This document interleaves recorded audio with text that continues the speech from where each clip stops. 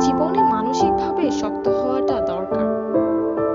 আপনার ভেতরটা যতই নরম হোক না কেন, বাহিরে বোঝাতে হবে আপনি একজন শক্ত মানুষ।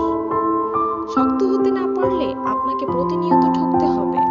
নিজের ভেতর আত্মসম্মানবোধ, ইগো কিংবা মূল্যবোধ থাকা উচিত। খেয়াল করে দেখবেন যারা ঠকে যায় তারা বরাবরই নরম মনের মানুষ। শক্ত মনের কাউকে মানুষ কখনো ঠকাতে পারে না। সবকিছুর রিভেঞ্জ অফ নেচার, অর্থাৎ প্রকৃতির পরিশোধের ওপর ছেড়ে দিতে নেই। কিছু বিষয় আপনার নিজেরও প্রতিশোধ নেওয়া দরকার। যে আপনাকে যতটুকু অবহেলা করে, কষ্ট দেয়, তাকেও সেই পরিমাণ অবহেলা কিংবা কষ্ট ফিরিয়ে দেওয়া উচিত। জীবনে ভালো থাকার জন্য হলেও একটু কঠোর হওয়া দরকার। যে কোনো কিছু সহজে পেয়ে গেলে মানুষ মূল্য দিতে জানে না। মানুষ হিসাবে আপনি সহজ হতে পারেন, তবে সস্তা কিংবা সহজলভ্য হতে চাবেন না।